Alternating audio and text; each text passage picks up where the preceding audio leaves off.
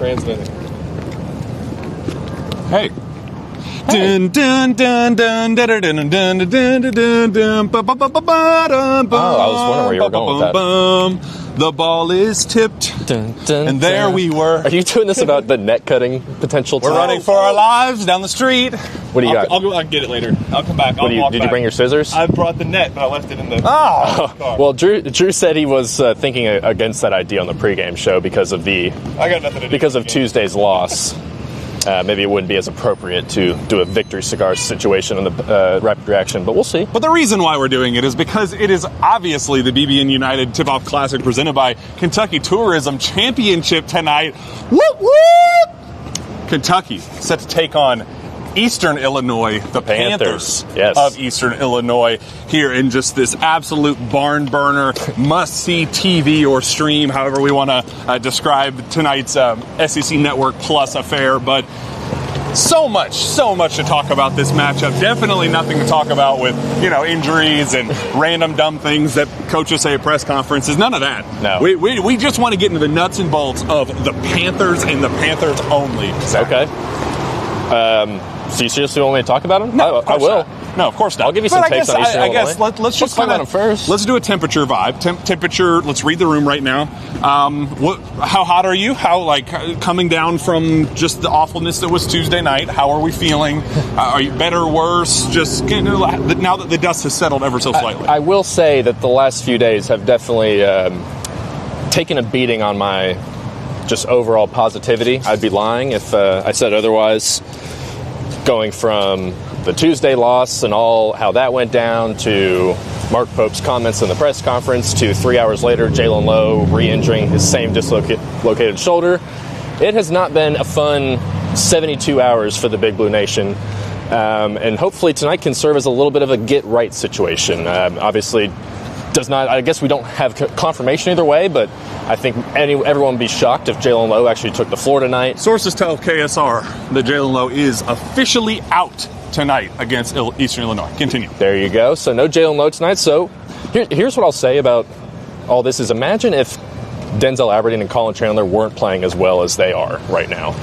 What would the state of the fan base be right now at that point? Bad. It would be awful. You can kind of take a little bit of positivity from the fact that you might lose your starting point guard for however long, but at least your two best players right now are also guards, and one of them can theoretically take over as the point guard in Aberdeen.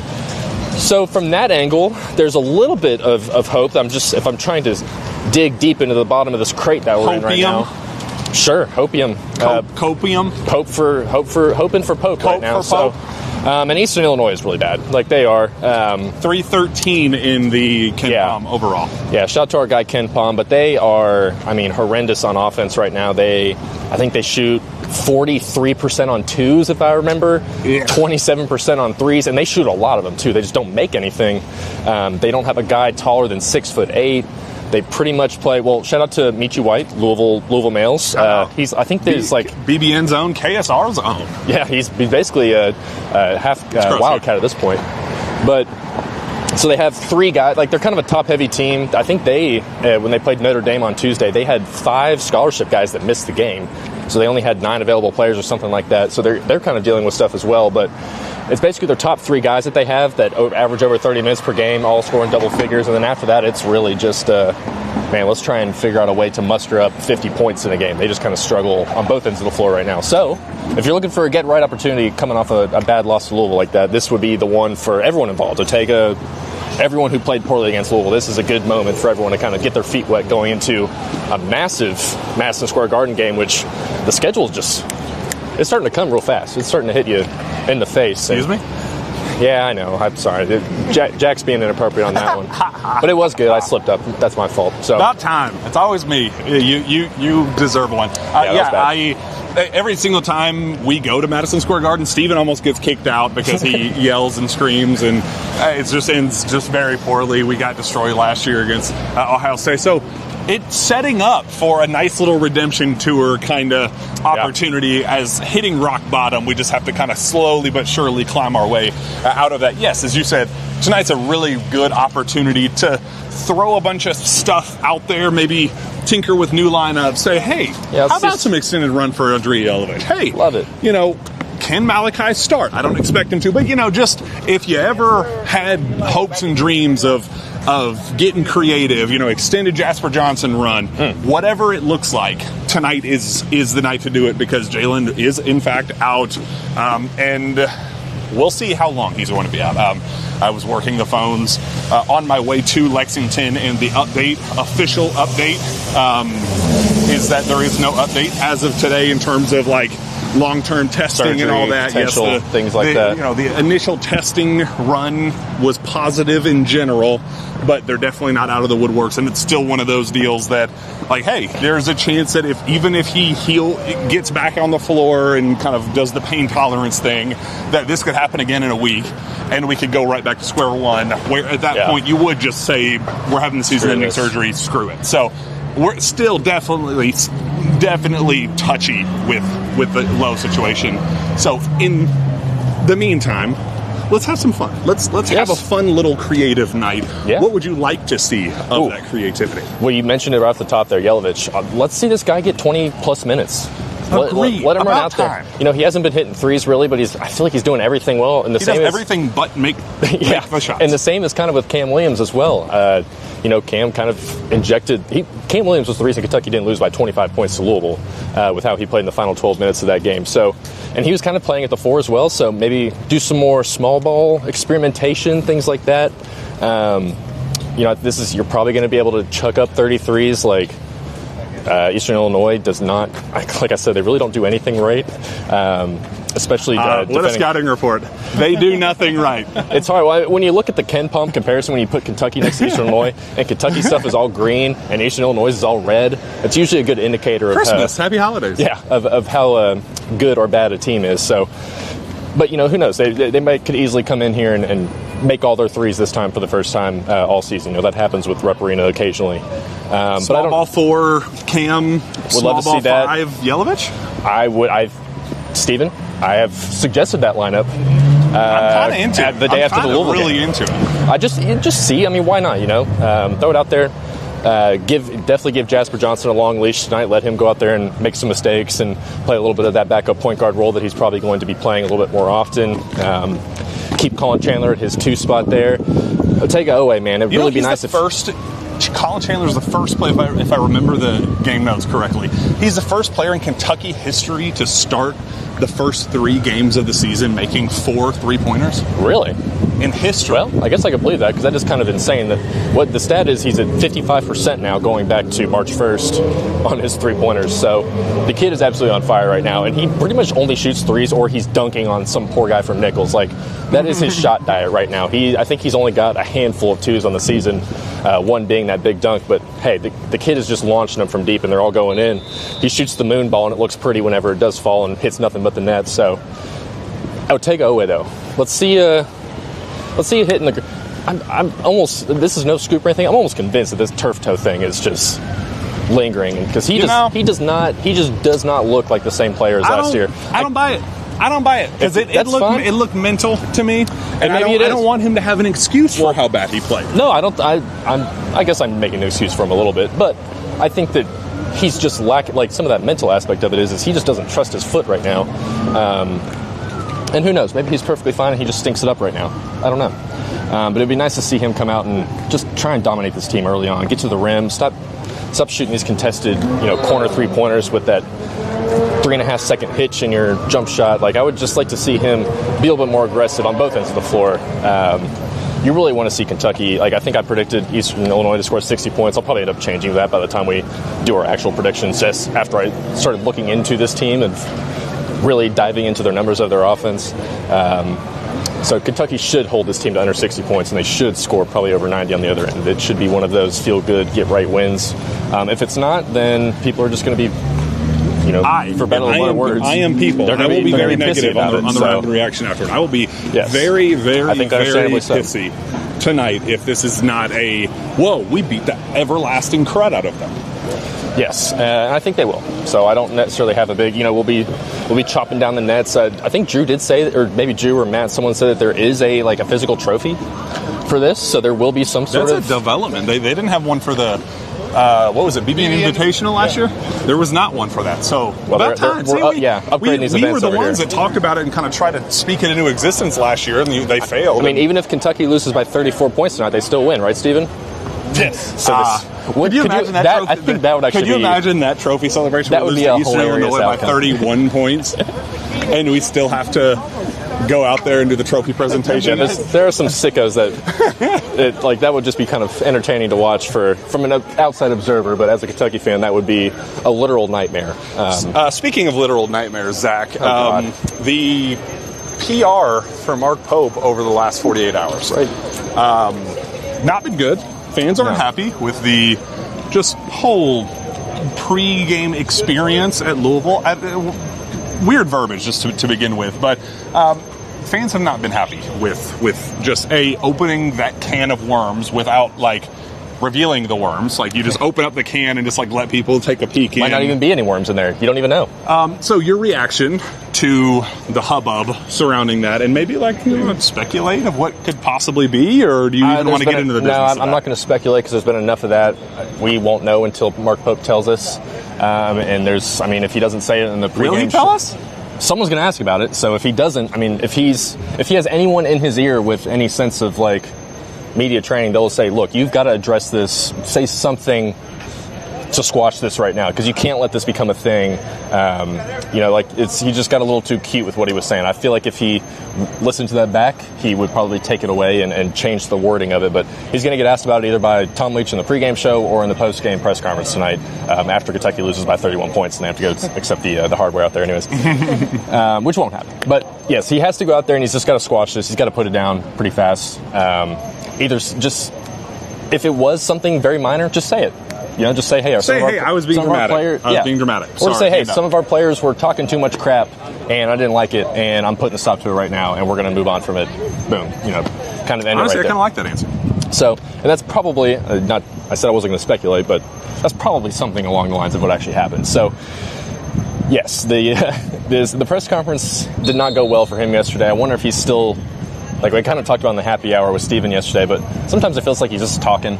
He had that whole jury duty answer where he was kind of downplaying the importance of jury duty, and I think halfway through he was like, oh, I should actually maybe talk about how important doing your civic duty actually is. So I feel like maybe sometimes he just catches himself and he tries to overcorrect, and maybe he said the out of character thing, and then as he was going on, he was like, maybe I should try and shut that down a little bit, but he didn't actually tell us what happened. So that was it was more annoying than anything, because all it's done is make KS Board a very interesting place. But a must-subscribe place. Well, if you wanted to know anything that was happening with Jaylen Low, you would have gone to KS Board. Well, actually, we should give out a shout-out to, who was it? BBN Hunter? BBN Banter. BBN Banter. Incredible scoop, BBN Banter. A guy who was at practice just happened to toss that one on the board. Also, so good hope you're invited back. I'm guessing probably not. That might have been a one and done for you. Yeah, hopefully your real name isn't Banter or anything, so they can't find out who you were. But I appreciate the, But then Jack's had all the Jaylen Low updates all day long, and they've been spot on so far. So, definitely go subscribe, but I don't know. There's really not much Pope can say about it. I will say, because people ask, I've probably been asked more about this, what's the pregame experience that happened at Louisville more than just about anything. And, I've really worked the phones and tried to get to the bottom of it, and I haven't gotten anything tangible of, yes, it was a fight between player X and player Y. Yeah. None of that. Which typically means it was very minimal. All I've gotten is several players were chirping with Louisville fans, and it kind of got beyond just kind of simple trash talk, that it kind of got heated. Do you think those Louisville fans had better jabs than the ones they were giving us in the walk and talk? Yeah, and is that all it was? Because if that's all it was, then a couple of FUs back and forth, I don't know. And if attack our appearance or something, if that's all it is, then why even say it? If it was just two rivals going at each other and thinking that it might have gotten a little distracting, got a little too emotionally invested in the banter, just say, hey, this is inexcusable, we don't like it, but don't call it a pregame experience, unless there was something serious that happened. I don't know. I don't even want to speculate, because I haven't heard anything outside of, just some chippiness with the Louisville fans, but that's not enough for me personally to call it a pregame experience. And I don't know, it just comes across as sore loserish, like you're making an excuse as to why your team wasn't mentally locked in, why they weren't engaged at the Yum Center. That's also no excuse to give up 96 points. Yeah, there's as well. So regardless, it's irrelevant. I hope we can all move on from it. That I think Pope will say the right thing tonight about it, and hopefully we can all move on after a big win for the Cats. What do you think the prognostication of Jaylen Low is going to be in Pope's coach speaky way? Like, what do you think we're going to be talking about at the Rapid Reaction afterward? In terms of his shoulder? Yes.